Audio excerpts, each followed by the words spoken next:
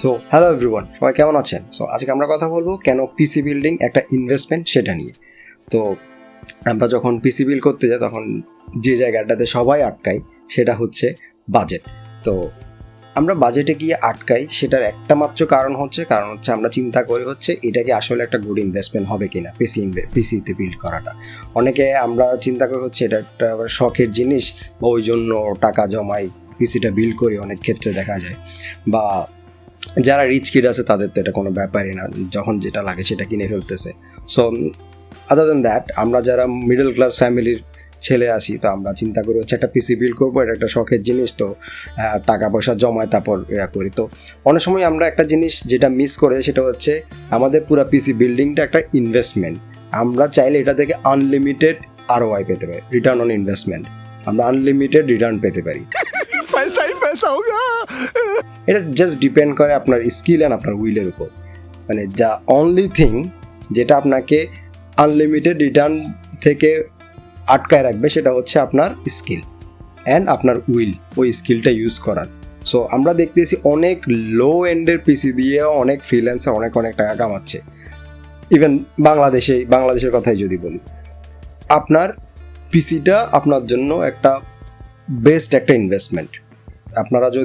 আপনারা যারা SSC pass করছেন বা এসএসসি পাস করে এখন ভার্সিটিতে আসছেন, তো আপনাদের জন্য পিসি বিল্ডিংটা হবে আপনাদের লাইফের সবচেয়ে ভালো একটা ইনভেস্টমেন্ট। তো কেন আপনি পিসি বিল্ড করতে যাবেন? নিজে কেন পিসি বিল্ড করতে যাবেন? বা নিজে মানে হচ্ছে নিজে কেন সব কিছু রিসার্চ করে কোন কম্পোনেন্টসটা নিবেন না এভাবে করে মানে নিজে গুছাই কেন আপনি একটা পিসি বিল্ড করতে যাবেন? এক্ষেত্রে মূল যে ফ্যাক্টরটা হচ্ছে লনজিভিটি। আপনার পিসি যখন আপনি নিজে বিল্ড করবেন, এটার লনজিভিটি যে কোনো একটা ল্যাপটপ বলেন বা যে কোনো একটা প্রিবিল্ড পিসি বলেন এর চেয়ে অনেক বেশি হবে।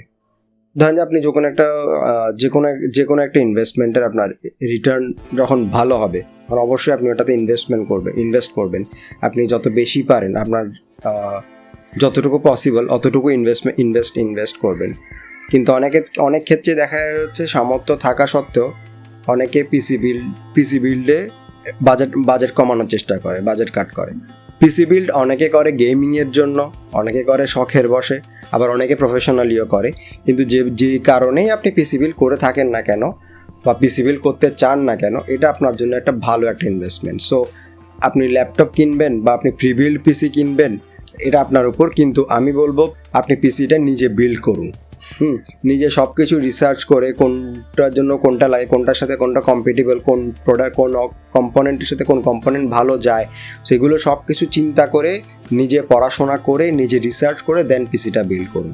হ্যাঁ, অনেকে আবার এইসব হ্যাসেলের মধ্যে যেতে চায় না, অনেকে প্রিবিল্ড পিসি কিনে ফেলে। আমাদের বাংলাদেশের বর্তমান অনেকগুলো শপেও প্রিবিল্ড পিসি দিচ্ছে, কিন্তু এখানে শস্যের মধ্যে ভূত লুকিয়ে রয়েছে।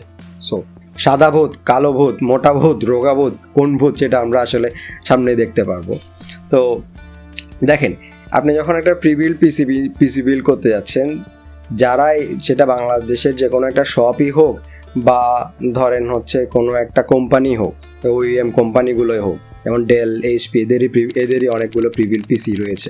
সো OEM কোম্পানিগুলোর ক্ষেত্রে অথবা দেশি যেগুলো প্রিবিল্ড পিসি রয়েছে বিভিন্ন শপের, ওগুলোর ক্ষেত্রে যেটা হয় তারা হচ্ছে অনেক দিক দিয়ে অনেকগুলো কস্ট কাটিং করে। আপনাকে হয়তো তারা বুঝতে দেবে না, তারা হয়তো আপনাকে গেলে বলে না এটা বেস্ট, এটার সাথে ভালো যায়, এটা কম্পেটিবল বেশি, হ্যাঁ এই বাজেট এটাই ভালো একটা চয়েস, এরকম অনেক কিছু বলবে তারা।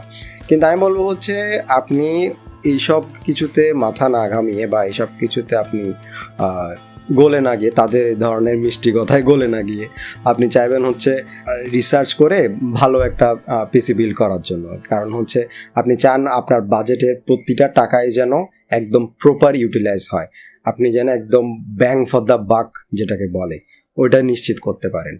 এক্ষেত্রে আপনি নিজে রিসার্চ করে পিসি বিল্ড করাটাই আপনার জন্য সবচেয়ে বেশি উপযুক্ত একটা চয়েস, সবচেয়ে বেশি একটা যুগোপযোগী একটা চয়েস যেটাকে বলবো। আরও দেখা যায় হচ্ছে আমরা যখন পিসি বিল্ড করতে যাই তখন আমাদের ফুল কাস্টমাইজেশনটা আমাদের হাতে থাকে। পিসিটা কেসিং কেমন হবে, পিসির লুকিং কেমন হবে, পিসির কেবলস কেমন হবে, বা কালার ARGB হবে নাকি কি হবে, সো এটা পুরোটাই আমরা নিজেদের হাতে থাকে। হ্যাঁ, যে যখন আমরা নিজেরা পিসি বিল করতে যাই, কিন্তু প্রিবিল পিসি কিনলে বা ল্যাপটপ কিনলে আমাদের ওই ধরনের কাস্টমাইজেবিলিটি নিজেদের হাতে থাকে না।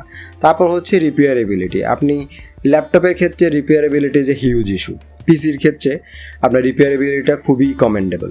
যখন যে পার্টসটা আপনার নষ্ট হয়ে যাচ্ছে আপনি চাইলে সেটা আপগ্রেড করতে পারবেন। সাপোজ আপনার মাদারবোর্ড সাপোর্ট করে 3200 মেগাহার্টজ, কিন্তু আপনি ইউজ করতেছেন এখন 2400 মেগাহার্টজ, তো আপনি চাচ্ছেন হচ্ছে ওইটা 3200 মেগাহার্টজের নতুন একটা র্যাম নেওয়ার জন্য। তো আপনি চাইলেই আপনি 3200 মেগাহার্টজের র্যাম একটা নিয়ে এসে লাগাই দিতে পারেন। সো এখানে আহামরি কোনো রকেট সায়েন্স নাই। তো পিসি বিল করাটা ওই জন্যই একটা ভালো একটা চয়েস, কারণ হচ্ছে আপনি যখন যে পার্টসটা যদি নষ্ট হয়ে যায় কোনো পার্টস, ওই পার্টসটাই আপনি রিপেয়ার করতে পারছেন বা ওই পার্টসটা আপনি চেঞ্জ করে নিতে পারছেন। কিন্তু এক্ষেত্রে আপনার পুরো পিসির নষ্ট হয়ে যাচ্ছে না, পুরো পিসিটা ইফেক্ট পড়তেছে না, যেটা ল্যাপটপের ক্ষেত্রে হয়। ল্যাপটপের ক্ষেত্রে একটা পার্টস নষ্ট হয়ে গেলে দেখা যায় অনেক ক্ষেত্রে অন্য পার্টসও ইফেক্ট পড়ে, বা একটা পার্ট যখন নষ্ট হয়ে যায় তখন আপনি রিপেয়ারে দেন তখন দেখা যায় যে রিপেয়ার থেকে আসার পর একটা নিউ একটা ইস্যু, নিউ একটা সমস্যা ক্রিয়েট হইতেই থাকে। সো ওই সমস্যাটা আবার আপনার পিসিতে নেই। যখন আপনি নিজের পিসিতে নিজে বিল্ড করছেন আপনি জানেন এটার মধ্যে কি আছে কি নাই। আপনি যখন ইচ্ছা যেই পার্টস ইচ্ছে ওই পার্টসটা আপনি গ্রাফিক্স কার্ড চাইলে গ্রাফিক্স কার্ড ছাড়াই আপনি পিসি বিল্ড করতে পারেন। পরে দিয়ে আপনি চাইলে গ্রাফিক্স কার্ড নিজে এনে নিজে লাগাই নিজে আপগ্রেড করতে পারেন গ্রাফিক্স কার্ড। আবার আপনি যাচ্ছেন প্রসেসর আপগ্রেডে যদিও একটু ইস্যু আছে, প্রসেসর আপগ্রেডে হচ্ছে অনেকে পিন ভেঙে ফেলে বা সামথিং লাইক দ্যাট। ওইটাও ইজি, ওটা খুব একটা রকেট সায়েন্স না, এটা প্রসেসরটা একটু ইউটিউব দেখে নিলে আপনি নিজে সলভ করে ফেলতে পারছেন।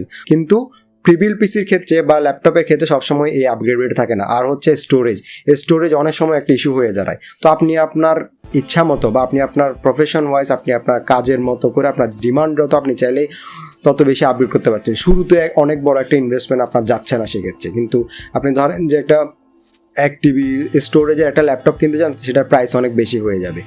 যে ল্যাপটপগুলোতে গ্রাফিক্স কার্ড আছে যেমন যে 4060 ওয়ালা ল্যাপটপ বা 4050 এই ধরনের যে ল্যাপটপগুলো আছে ওগুলোর প্রাইস দেখবেন অনেক হাই, কিন্তু এক্ষেত্রে আপনি গ্রাফিক্স কার্ড ছাড়াই পিসি বিল্ড করে নিয়ে আসতে পারছেন, আপনার কাজ চলে যাবে বিভিন্ন অ্যাপিইউ দিয়ে যেগুলোতে ইন্টিগ্রেটেড গ্রাফিক্স কার্ড আছে।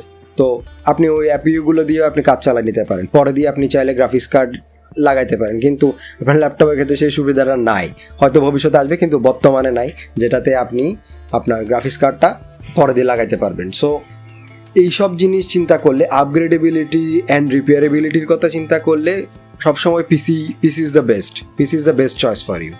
তো এরপর আমরা যদি আসি হচ্ছে পারফরমেন্সের ক্ষেত্রে, আপনি যখন একটা বাজেটের মধ্যে আপনার যে যতটুকুই বাজেটে থাকুক, 10 লাখ হোক, 1 লাখ হোক, 50,000 হোক, আপনার যে বাজেটে থাকুক, আপনি ওই বাজেটের মধ্যে যখন একটা পিসি বিল করতে যাচ্ছেন আপনি চাইবেন হচ্ছে আপনার সবচেয়ে বেস্ট যেটা মার্কেটে অ্যাভেলেবল সেটা নেওয়ার জন্য। তো আপনার ভ্যালু ফর মানি প্রোডাক্টগুলোই আপনি সবসময় বাই করছেন। এক্ষেত্রে আপনি আপনার পারফরমেন্সটাও নিশ্চিত করছেন, আপনি আপনার এফিসিয়েন্সিটাও নিশ্চিত করছেন, আপনার পিসির কতটুকু আউটপুট দিবে বা কতটুকু পারফরমেন্স আউটপুট পাবেন সেটা আপনি জেনে যাচ্ছেন। সো অ্যান্ড ভবিষ্যতে আপগ্রেডেবিলিটিও থাকছে। তো আমি বলবো এই জন্য পারফরমেন্স অ্যান্ড যদি এফিসিয়েন্সির কথা চিন্তা করেন অবশ্যই পিসি বিল্ড করা একটা ভালো একটা চয়েস। সো সব দিক বিবেচনা করলে আমরা বলতে পারি হচ্ছে পিসি বিল্ডিং একটা বেস্ট ইনভেস্টমেন্ট, কারণ হচ্ছে এক্ষেত্রে আপনার আপগ্রেডেবিলিটি থাকছে, রিপেয়ারেবিলিটি থাকছে, আপনার কাস্টমাইজেশন আপনি ইচ্ছা মতো করতে পারছেন, আপনার পারফরমেন্সটাও নিশ্চিত করছে, আপনার এফিসিয়েন্সিটাও নিশ্চিত করছে। আপনার আশেপাশে কেউ এক্সপেকটেশন মিট করতে পারুক আর না পারুক, আপনার শখের পিসি অবশ্যই আপনার এক্সপেকটেশন মিট করে যাবে ফর এ ভেরি লং। তো বিল্ডিং এ পিসি আপনার জন্য একটা বেস্ট একটা ইনভেস্টমেন্ট। তো আজকে এই পর্যন্তই। So if you are looking for more tips on how to get the most bang for your buck in your next PC build, hit that subscribe button and I will see you in the next video.